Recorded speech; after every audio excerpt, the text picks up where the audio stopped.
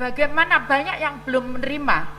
Jadi kami kembalikan bahwa sesuai dengan Undang-Undang Nomor 13 tahun 2011 sejak Januari saya menyerahkan data itu ke daerah. Jadi usulan penerima bantuan sosial itu kita serahkan kepada daerah. Jadi kami tidak melakukan verifali.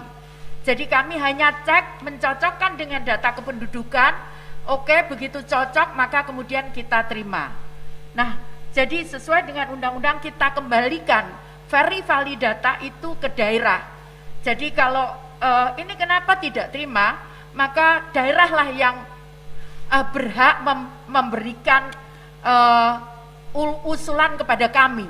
Contohnya kemarin juga di lapangan, Bu, ini kenapa dihapus? Ternyata setelah kita cek, ternyata daerah yang menghapus, bukan kami yang menghapus.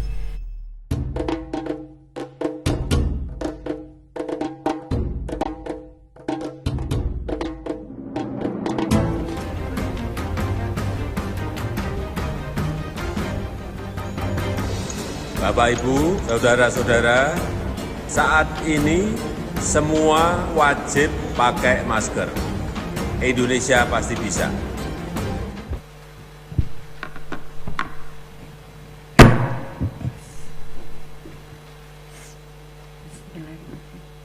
Assalamualaikum warahmatullahi wabarakatuh. Selamat siang dan salam sejahtera bagi kita semua. Yang saya hormati Pak Mendagri, Pak Menteri Kesehatan, dan rekan-rekan media, kami ingin menyampaikan bahwa dalam rangka PPKM, maka pemerintah memberikan kelebihan atau bantalan, kalau istilahnya Bu Sri Mulyani, yang lebih besar dibandingkan kondisi normal. Kondisi normal, pemerintah memberikan 2 jenis bantuan yang dikelola oleh Kementerian Sosial di luar kementerian yang lain, yaitu BPNT atau bantuan pangan non tunai atau kartu sembako yang melalui e-warung. Nah, dan PKH, program keluarga harapan, itu dalam kondisi normal. Kemudian pada saat COVID, maka pemerintah menurunkan bantuan sosial tunai. Kalau BPNT atau kartu sembako itu nominalnya per kepala keluarga itu Rp200.000. Kemudian untuk PKH itu tergantung, karena itu meskipun PKH jumlah keluarga penerimanya tuh 10 juta, namun impact daripada penerima bantuan, karena satu keluarga bisa 2-3 orang yang menerima bantuan. Kalau mereka punya anak SD, SMP, SMA, maka mereka bisa menerima 5 jenis atau 4 jenis bantuan, tergantung keluarganya, sehingga total sebetulnya yang dibantu oleh pemerintah itu dari PKH 33 juta sekian. Jadi bukan hanya 10 juta keluarga penerima, karena itu menyangkut jiwa. Kemudian bantuan sosial tunai pada saat awal 2021, karena diprediksi saat itu bahwa COVID akan selesai di bulan April dengan pertimbangan-pertimbangan bermacam-macam termasuk vaksin, maka kemudian bantuan sosial tunai yang diberikan kepada 10 juta keluarga penerima manfaat itu diberikan dalam 4 bulan. Nominalnya Rp300.000 per bulan, 10 juta. Nah, kemudian perlu kami sampaikan bahwa BPNT atau kartu sembako dan PKH itu beriringan. Jadi sebagian besar keluarga PKH, keluarga penerima bantuan PKH itu juga menerima bantuan BPNT atau kartu sembako. Sehingga saat terjadi PPKM kemarin, diputuskanlah penerima PKH dan bantuan sosial tunai diberikan tambahan beras masing-masing 10 kilo. Jadi kalau kita hitung keluarga penerima PKH 10 juta, kemudian BST itu 10 juta, totalnya 20 juta, masing-masing menerima 10 kg beras. Di perjalannya adalah setelah kita hitung, bahwa tadi saya sampaikan bahwa keluarga BPNT penerima bantuan sembako ini jumlahnya 18.800.000, itu yang gandeng dengan PKH itu 10 juta. Artinya ada 8.800.000 keluarga yang belum menerima bantuan beras. Nah, ini di bulan Juli ini disusulkan 8.800.000 kepala keluarga mendapatkan tambahan beras selain yang 20 juta tadi. Nah, kemudian ini sesuai dengan undang-undang, ini mungkin juga menjawab pertanyaan dari teman dari BBC, kalau nggak salah BBC, itu disampaikan bahwa bagaimana banyak yang belum menerima. Jadi kami kembalikan bahwa sesuai dengan Undang-Undang Nomor 13 tahun 2011, sejak Januari saya menyerahkan data itu ke daerah. Jadi usulan penerima bantuan sosial itu kita serahkan kepada daerah. Jadi kami tidak melakukan verifali. Jadi kami hanya cek, mencocokkan dengan data kependudukan. Oke, begitu cocok maka kemudian kita terima. Nah, jadi sesuai dengan undang-undang kita kembalikan verifali data itu ke daerah. Jadi kalau ini kenapa tidak terima, maka daerahlah yang berhak memberikan usulan kepada kami. Contohnya kemarin juga di lapangan, Bu, ini kenapa dihapus? Ternyata setelah kita cek, ternyata daerah yang menghapus, bukan kami yang menghapus. Jadi seperti itu. Jadi kita kembalikan sesuai dengan undang-undang amanat Undang-Undang Nomor 13 tahun 2011 tentang fakir miskin. Kemudian untuk pula menampung tadi saya sampaikan semenjak saya menjadi menteri, maka usulan itu adalah dari daerah. Ternyata ada penambahan jumlah kurang lebih 5,9 juta kepala keluarga yang diusulkan baru oleh daerah untuk menerima bantuan. Nah, 5,9 juta ini juga kami usulkan kepada Kementerian Keuangan untuk mendapatkan bantuan sebesar 200.000 per bulan.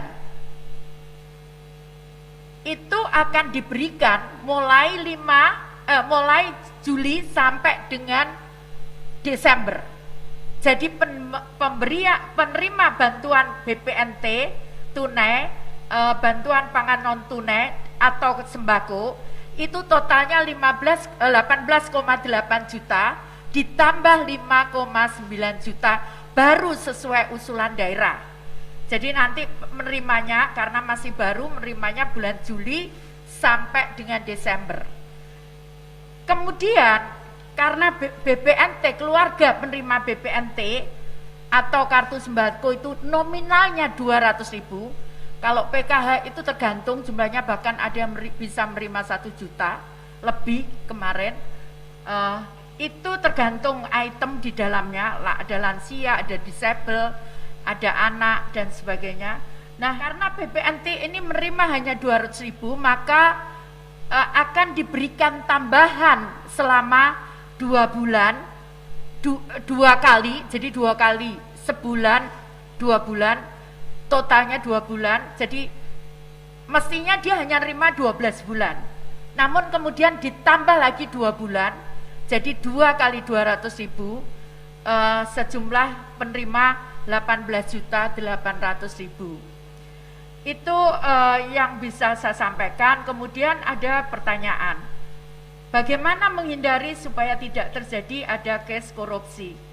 Yang pertama kita lakukan adalah kami memperbaiki kualitas data kami.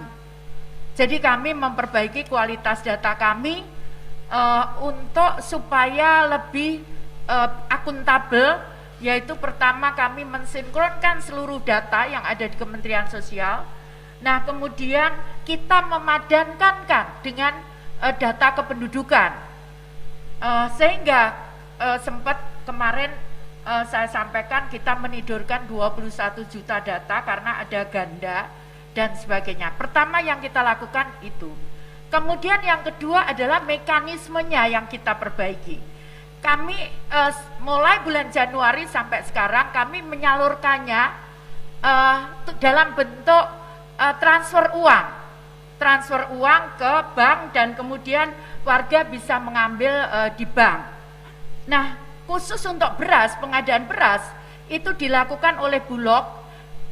Bulog langsung mengirim ke keluarga penerima manfaat. Seperti itu. Jadi tidak melalui Kementerian Sosial, tapi Bulog langsung mengirim ke keluarga penerima manfaat. Kemudian yang ketiga, mudah-mudahan kita bisa launching nanti tanggal 17 Agustus. Kita akan mungkin teman-teman media menanyakan yang kasus kemarin bagaimana kita bisa memperbaiki. Kita sudah siapkan software, kami dibantu oleh BI dan juga dalam pengawasan OJK, dibantu dengan teman-teman muda yang bekerja di sektor fintech dan e-commerce untuk menggunakan aplikasi.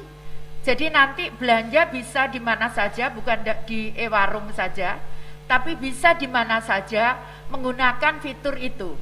Nah, bagaimana dengan kondisi yang di tempat-tempat yang lain? Nanti kita akan sesuaikan karena kami mempunyai pula bagaimana bisa mengakomodir meskipun handphonenya nanti masih jadul, sehingga nanti seperti pilih nomor 1 dan sebagainya. Nah, ini juga bisa memberikan dampak. Kita akan cut, jadi sesuai dengan perintah Bapak Presiden bahwa tidak ada lagi belanja untuk rokok, tidak ada lagi belanja untuk minuman keras.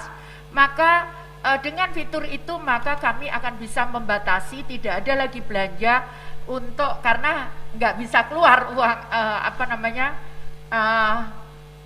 bayarannya kalau itu digunakan untuk beli minuman keras ataupun beli rokok. Jadi seperti itu fitur yang akan kita buat. Seperti itu kira-kira. Jadi kemudian yang berikutnya pertanyaannya adalah tadi yang saya sampaikan untuk data, karena kami menerima usulannya dari pemerintah daerah. Jadi kemarin sempat kita verifali, jadi mulai bulan Januari sampai akhir Juni kemarin daerah melakukan verifali di lapangan, maupun mereka yang misalkan ini mereka non-eligible kan, atau mereka mengusulkan baru. Nah, tadi saya sampaikan ada usulan baru kurang lebih 5,9 juta dan ada pula yang di non-eligible kan. Ada yang non-eligible itu disebabkan macam-macam, ada meninggal dan sebagainya. Tapi kemarin kita sempat lihat di lapangan sebetulnya masih layak. Nah, kita komunikasi dengan kepala daerahnya untuk bisa diperbaiki datanya di kemudian hari. Saya kira demikian rekan-rekan semuanya. Terima kasih.